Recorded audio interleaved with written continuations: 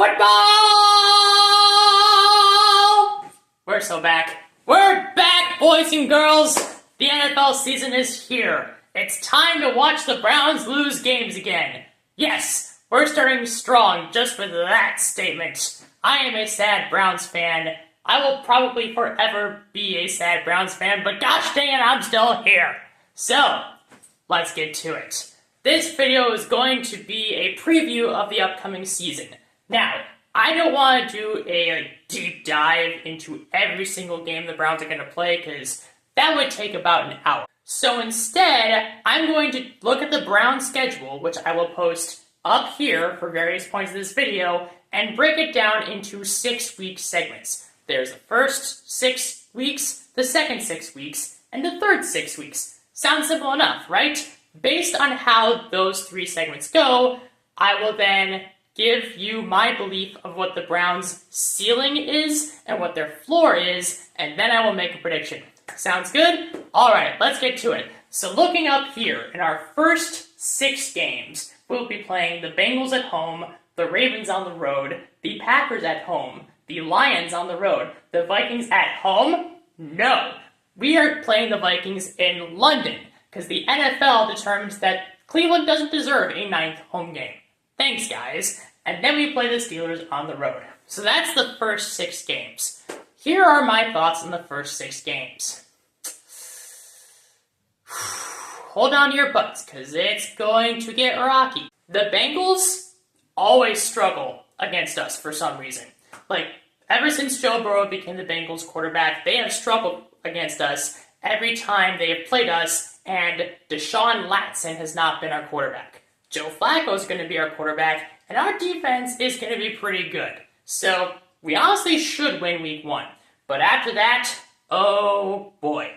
The Ravens are Super Bowl contenders. The Packers, thanks to the trade they made with the Cowboys to get Micah Parsons, are Super Bowl contenders. The Lions are Super Bowl contenders. The Vikings, we don't know. The Vikings could be anywhere from mid to pretend Super Bowl contenders that lose in the wild card.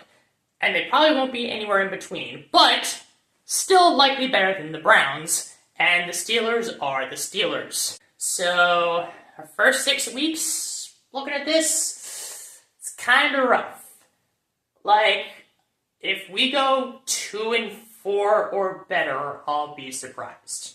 So that's the first 6 games. Let's look at the next 6 weeks of the year. We are at home against the Dolphins, on the road against the Patriots. Hey, then we get a bye week. Woo! Then we play on the road against the Jets in New Jersey, not New York. Then we play at home against the Ravens, there's them again. And then we play on the road in Las Vegas against the Raiders. Let's be honest, if we want to give off the impression of being a playoff team, we should do pretty well in this stretch of games. The Dolphins are a talented team that's being weighed down by a poor GM. Sound familiar? The Patriots went 4-13 last year, and they did make some additions, but do they truly have the pieces of a playoff team? Maybe not. There's potential win there. The Jets are a laughingstock, roughly the same level as us. It's always good to have a team to laugh at other than your own team, and the Jets are one of those teams I love laughing at. So, I am very happy to see them on the schedule this year. Then, it's the Ravens at home. The Ravens, they're really good, but in the last 8 meetings between the Browns and the Ravens have won 4 out of 8. They have split their meetings in each of the last 4 years. So history suggests, even though the Ravens will likely be Super Bowl contenders again, the Browns will beat them once this year. So that's winnable. And then the Raiders look decent. They have an exciting running back, Nash Gentry. They brought in Geno Smith to be their quarterback. Pete Carroll's their head coach, and their defense is Big 12 caliber. For those of you not in the know, if I say a defense is Big 12 conference caliber, that means it's very bad. So, therefore, that game against the Raiders, also winnable for the Browns. So that means in this 6-week stretch involving the Dolphins, Patriots, a bye week, the Jets, the Ravens, and the Raiders, if we want to pretend to be a playoff team, we should go 4-1 in those games. If we decide after a rough start with the gauntlet of the first 6 weeks of the year that we just want to tank, we throw the hands up in the air and decide, nah, we don't want to make the playoffs, then we could go 1-4, maybe even 0-5 for all I know, because these are the Browns. Then we conclude with the final 6 weeks of the year against the 49ers, the Titans, the Bears, the Bills, the Steelers again, and the Bengals again. The 49ers will either be Super Bowl contenders or completely injury depleted. There's nowhere in between. And even in one of the years in which they were Super Bowl contenders, we managed to beat them. This was 2 years ago. That was one of the PJ Walker games that we somehow won. So that is a winnable game, believe it or not. Then the Titans. The Titans had the worst record in the league last year, and we get them at home. That's a winnable game. The Bears are another team, kind of like the Dolphins, that has talent, but is being anchored to mediocrity thanks to a bad GM. There's that theme again. Browns, maybe you want to change your tune on that and maybe fire Andrew Berry? Oh, that reminds me. Here's something new I'm going to be adding to my videos this year. Introducing, boop, the Fire Andrew Berry counter. Every time I say the words, Fire Andrew Berry, the counter will increase. Let's see how high it goes before they fire him. So we should win, or at least the games should be winnable against the Niners, Titans, and Bears. After that, we get the Bills at home. The Bills are Super Bowl contenders. That's a loss. The Steelers at home. That's winnable because sometimes we beat the Steelers once, sometimes we beat them once. We never beat them twice, or twice, however it works. And then we end the year with the Bengals. That's in Week 18. We don't know who's going to be sitting out or resting for the playoffs or whatever. Based on this schedule, what are the ceiling and floor for this team?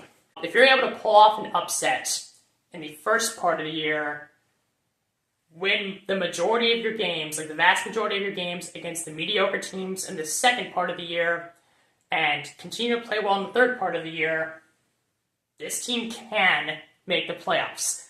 I see some of you laughing. Hear me out. The Dolphins, Patriots, Jets, Ravens, Raiders, Niners, Titans, Bears. In that 8-game stretch, only one of those 8 teams finished with a winning record last year. It was the Ravens, who we also defeated at one point last year, even though we went 3-14. If we are a serious playoff team, or we want to be a playoff team, we should go 6-2 in those games at minimum.